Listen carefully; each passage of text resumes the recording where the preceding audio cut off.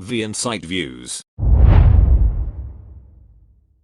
The execution of Geoffrey Todd West, Alabama's nitrogen gas experiment. On a quiet Thursday night in Alabama, the air inside Holman Correctional Facility grew heavy, not with tension, but with nitrogen.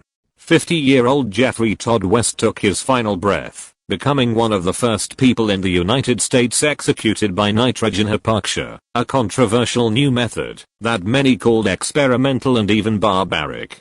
But before that final night came, there was another, a night in 1997, when a woman named Margaret Parrish Berry, just 33 years old, was brutally murdered. Her death would spark a decades-long legal battle and end with one of the most debated executions in modern American history. Winston County, Alabama, was a quiet community where most people knew their neighbors, and crime was something you read about, not something you saw.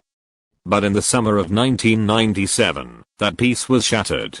Margaret Parrish Berry was 33 years old, a kind-hearted woman well-liked in the community, with a smile that could light up a room. Friends said she was generous to a fault, always willing to help those who had lost their way.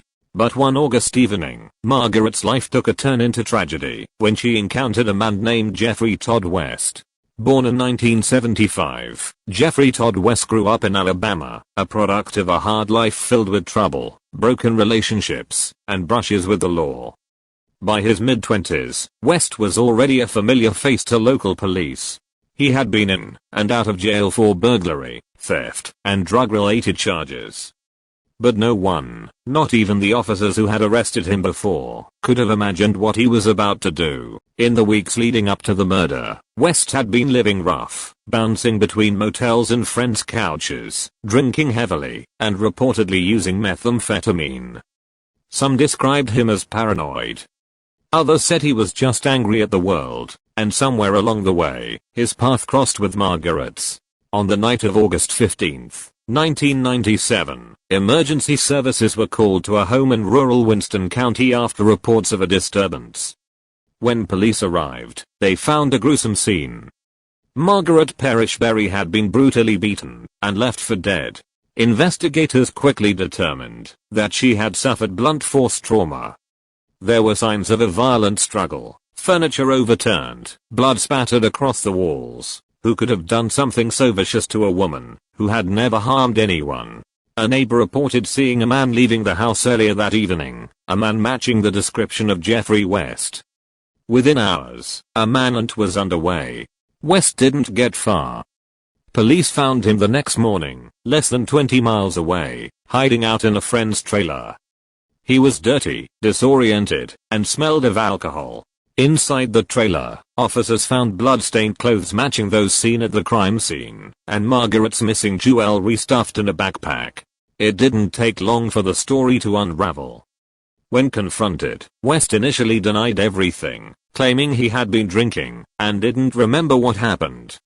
But his version of events kept changing. Witnesses told investigators that West and Margaret had argued earlier that day, possibly over money. Some said Margaret had tried to help him get clean, offering him advice and even a meal, but West took advantage of her kindness. By the time the interrogation was over, police were convinced they had their killer. In 1998, Geoffrey Todd West stood trial for capital murder. The prosecution laid out a simple but devastating case. West had gone to Margaret's home, attacked her during an argument, and left her to die. They presented forensic evidence, the blood, the stolen jewelry, and eyewitness statements linking him to the crime scene. The jury heard emotional testimony from Margaret's family, describing the impact her death had on their lives. West's defense argued that he had been under the influence of drugs and alcohol, that he hadn't meant to kill her, and was acting in a state of confusion. But the jury didn't buy it. After just a few hours of deliberation, Geoffrey Todd West was found guilty of capital murder and sentenced to death. For the next 27 years, Geoffrey Todd West lived behind the walls of Holman Correctional Facility, Alabama's death row. It was a place notorious for its harsh conditions, heat, overcrowding, and long stretches of isolation. West's execution date was postponed multiple times over the years as appeals wound their way through the courts. His attorneys argued that he had received ineffective counsel, that his mental health was deteriorating, and that the methods of execution in Alabama, especially lethal injection, were cruel and unusual. But the courts disagreed. By 2024, West's time was nearly up. But Alabama had a new plan, a new way to execute prisoners, that promised to be more humane. It was called nitrogen hypoxia. Nitrogen hypoxia, in simple terms, is suffocation by nitrogen gas. Instead of using lethal drugs, the condemned inmate breathes pure nitrogen, which displaces oxygen in the body. Within minutes, they lose consciousness and die. At least, that's the theory. Human rights groups immediately condemned the method, calling it untested and potentially torturous. Even some doctors said the state was treating death row inmates as guinea pigs in a dangerous experiment. But Alabama pressed forward. Traditional lethal injections were getting harder to perform, drug shortages, botched attempts, and legal battles had tied the state's hands. So, when West's execution date was set for October 2025, officials announced that he would be executed using nitrogen gas. In the final days before his execution, Geoffrey Todd West remained calm. After more than 2 decades on death row, he had watched fellow inmates leave for the execution chamber and never return. He knew his turn was coming. He spent his last week in a small cell at Holman Correctional Facility, confined mostly to silence. He was allowed a few visitors, including his spiritual advisor and 2 relatives who had supported him through the long years of appeals. According to prison officials, West declined to make any public statement or last-minute legal plea. He accepted that his sentence would be carried out. On the morning of his execution, guards delivered his final meal. Reports say he ordered fried chicken, biscuits, and sweet tea, a simple southern dinner, eaten slowly in silence. He signed paperwork confirming that he understood the process ahead. When asked if he wished to make a final statement, he said only that he was ready. As evening fell on Holman Prison, a small crowd gathered outside the facility gates. Some came to protest the execution, holding candles and signs that read "Stop the gas." Others came in support of the victim's family, believing justice had taken far too long. Inside the prison, the nitrogen system had been tested and prepared. The method was still new to Alabama, and only a few people in the world had ever witnessed an execution carried out this way. The gas would replace the oxygen in West's breathing hood, cutting off the air supply without the use of drugs or injections. Witnesses described a quiet clinical atmosphere in the chamber. At 6 p.m., West was led in, wearing the standard brown prison uniform. He was strapped to the gurney, his hands resting still on his chest. Observers noted that he appeared composed, whispering a short prayer before the hood was placed over his head. When the signal was given, nitrogen began to flow. There was no visible smoke or sound, only the slow rhythm of the clock. Within a minute, West's breathing grew shallow. Some witnesses said his body tensed briefly, then relaxed. After about 5 minutes, he stopped moving. 10 minutes later, the warden declared him dead. The official time of death was recorded at 6:21 p.m. For the family of Margaret Parrish Berry, the moment brought a measure of closure that had been delayed for nearly 3 decades. Her relatives released a short statement saying they hoped her spirit could finally rest in peace. They thanked the state for carrying out justice, but asked for privacy. Outside the prison, however, the reaction was divided. Human rights groups condemned the nitrogen execution, calling it experimental and cruel. Some legal experts argued that the state had turned human life into a science project, while others insisted it was a necessary alternative to lethal injection. The debate wasn't new.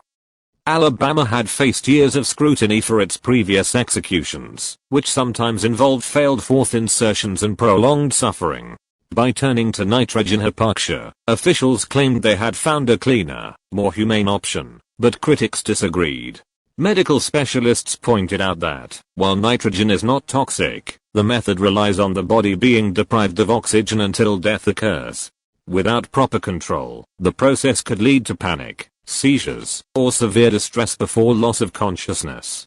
Supporters countered that nitrogen hypoxia was used safely in certain industrial and laboratory settings, suggesting the human body would simply fall asleep. For the public, the truth was difficult to separate from speculation. Reporters who witnessed West's execution described it as quiet and uneventful, but admitted they could not see his face or measure what he felt beneath the hood. There was no gasping, no outcry, and no visible suffering, yet no one could confirm that the death had been painless. In the days that followed, major news outlets across the country ran the story. 2 executions had taken place that same night, one in Alabama and another in Texas. Both cases reignited conversations about the future of capital punishment in America. For Alabama, West's execution was seen as a milestone. Officials described the nitrogen system as a success, and indicated that it could soon become the state's primary method of carrying out death sentences. Opponents warned that it opened a dangerous precedent, a new, untested form of state killing, that lacked transparency and oversight. As reporters dug deeper into Geoffrey Todd West's past, a more complex portrait emerged. Former acquaintances described him as a man who had struggled with addiction and mental instability since his teenage years. He had drifted through life, often unemployed, battling substance abuse and depression. In his early years behind bars, he reportedly found religion and became quieter, spending most of his time reading or writing letters. But those who knew him best said the guilt never left him. Whether he truly repented is something only he would know. He never gave interviews or public confessions. His final words, spoken softly under the mask, were never released by prison officials. For the Berry family, the story ended where it began, in Winston County, where Margaret was laid to rest in 1997. Her headstone bears a simple inscription, "Gone but not forgotten." Friends and relatives visit her grave each year, keeping her memory alive long after the case faded from headlines. In a broader sense, Geoffrey Todd West's execution marked the beginning of a new era in American capital punishment. The nitrogen hypoxia method that ended his life would soon face legal challenges, scientific scrutiny, and moral questioning. Was it truly humane, or simply a rebranding of an old cruelty? Supporters of the death penalty saw it as justice finally delivered, a life taken for a life lost, carried out in silence rather than chaos. Critics saw it as proof that even in the modern world, the machinery of death was still evolving, still searching for cleaner ways to achieve the same end. In the end, one fact remained unchanged. A woman named Margaret Parrish Berry lost her life at the hands of a man she once tried to help. And after 27 years, the state of Alabama ensured that Geoffrey Todd West's life ended in the same quiet darkness where her story began. Whether that was justice or just another tragedy depends on where you choose to stand. The Insight Views. Sharper focus. Deeper insight. Uncovering stories, revealing truths. Turning headlines into understanding.